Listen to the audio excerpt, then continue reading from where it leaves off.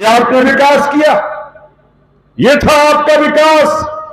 अगर ऐसा विकास है तो मेवात के लोगों में आपसे कहना चाहता हूं, आप गलत फहमी में हैं। सिर्फ मुसलमान भी मेवाती नहीं है, मेवात में रहने वाला हिंदू भी मेवाती है। आज मेवात में अगर विकास होता है, अगर गुड़गांव में विकास होता है, अगर गुड़गांव में बस स्टेशन बनता है, अगर गुड़गांव के अंदर अस्पताल बनता है, अगर यहां पर यूनिवर्सिटी बनती है, अगर यहां पर 4 लेन बनता है, तो मैं पूछना चाहूंगा, 4 बार के सांसद या 5 बार के सांसद रह के कई बार मंत्री बनने के बावजूद अभी तक आप राजा ही है, नीचे देखते नहीं कि प्रजा भी जिंदा है या नहीं। अरे हम तो बहुत मामूली आदमी है भाई, हमें तो आपने कह दिया मनोरंजन करने वाला है। चलिए हम आपका शुक्रिया कहते हैं, कम से कम आपने इतना तो एहसास किया कि हम टैलेंटेड है, काबिल है, हम लोगों का मनोरंजन कर सकते हैं।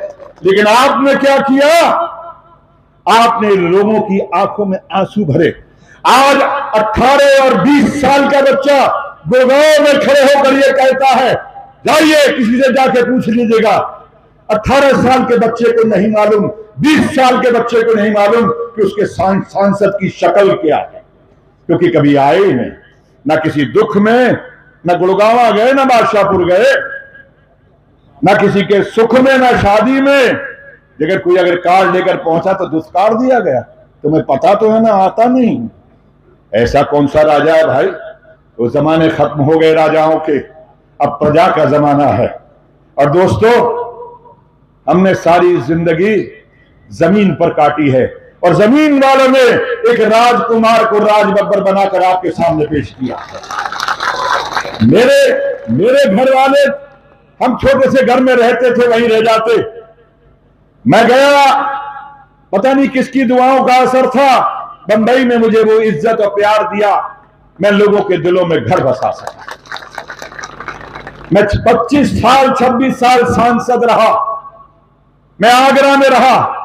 मेरे दादा रेलवे के बंगले में रहते थे, मेरे पिता रेलवे के क्वार्टर में रहते थे।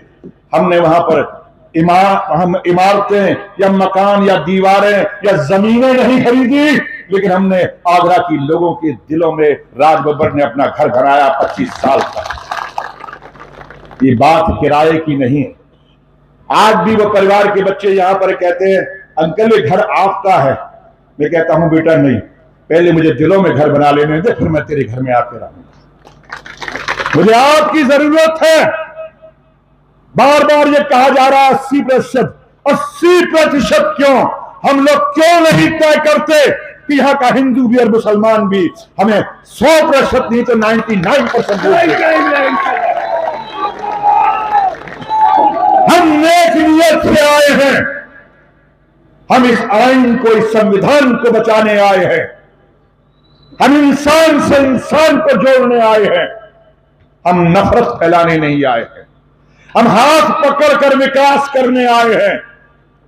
वो हाथ और सबका साथ वाला नाटक करने नहीं आए। अगर यहां सड़क बनेगी तो हिंदू भी चलेगा, मुसलमान भी चलेगा। अगर यहां पर अस्पताल होगा तो हिंदू और मुसलमान दोनों जाएंगे। अगर यहां पर यूनिवर्सिटी बनेगी तो हिंदू और मुसलमान जाएगा। अगर बस स्टेशन होगा तो वहां पर हिंदू और मुसलमान चलेगा बसों में। हम हिंदू और मुसलमानों की नहीं, हम इंसानों की राजनीति करें। अगर अपने आप को आप कहते हैं कि आप मुसलमान हैं, तो मिसाले ईमान बनिए दोस्तों, इंसान बनिए। इस नेक उंगली का इस्तेमाल कीजिए जो आप हम सबको नेकी की तरफ ले जाए, ना कि नफरत की तरफ ले जाए।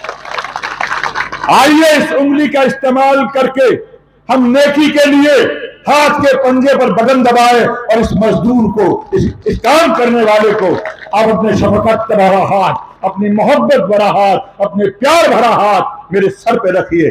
अगर ऊपर वाले ने चाहा, इंशाअल्लाह, अगर मालिक ने चाहा, भगवान ने चाहा, तो आने वाला कल आपका होगा और आपके पीछे मेरा।